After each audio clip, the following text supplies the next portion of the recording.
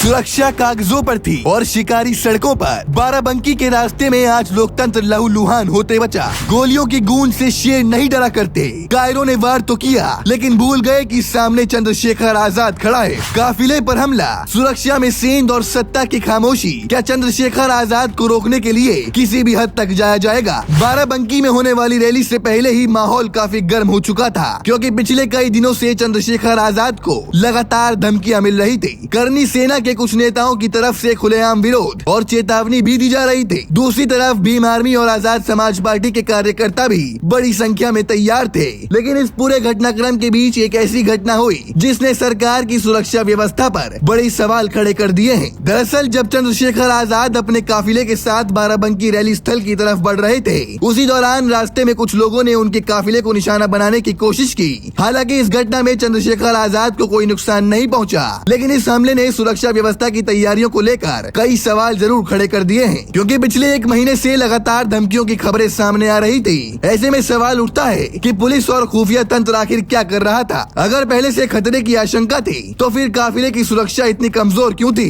कि कुछ लोग रास्ते में आकर हमला करने की कोशिश कर सकें? चंद्रशेखर आजाद ने भी इस पूरे घटनाक्रम पर प्रतिक्रिया दी। उन्होंने कहा कि वो इन घटनाओं से डरने वाले नहीं हैं, लेकिन ये हमला सिर्फ उन पर नहीं, बल्कि राज्य के कानून व्यवस्था पर भी बड़ा सवाल खड़ा करता है। मेरे लोग नीले गमछे के साथ पहुंच रहे हैं कार्यक्रम स्थल पर। वहां वो भीम टेके हर प्रकार से दवा करने के लिए सक्षम हैं। जितने मेरे भाई हैं बाराबंकी जनपद में, मैं मांग कर रहा हूं अपने भाइयों से, जितने मेरे भाई, कोई ऐसा नहीं है जिसके पास गाड़ी नहीं है।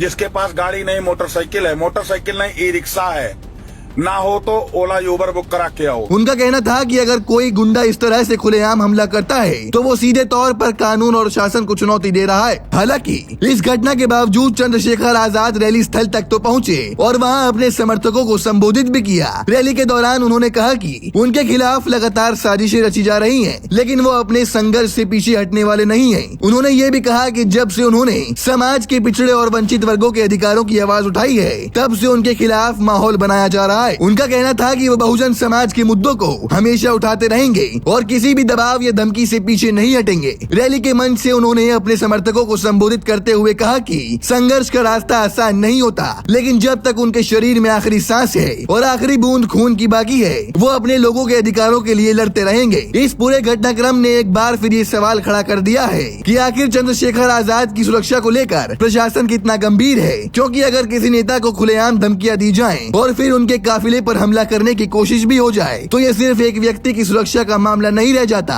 ये सीधे तौर पर कानून व्यवस्था की स्थिति पर बड़ा सवाल खड़ा करता है। फिलहाल इस मामले में प्रशासन की तरफ से विस्तृत जानकारी सामने आना बाकी है, लेकिन समर्थकों का कहना है कि चंद्रशेखर आजाद को लगातार मिल रही धमकियों को देखते हुए उनकी सुरक्षा को और बढ़ाई जानी चाहिए। अब देखना ये होगा कि प्रशासन इस घटना को कितनी गंभीरता से लेता है और क्या भविष्य में ऐसे मामलों को रोकने के लिए कोई ठोस कदम उठाए जाते हैं या नहीं। आपका इस पूरे मामले पर क्या सोचना है? अपनी राय हमें कमेंट सेक्शन में जरूर बताइएगा।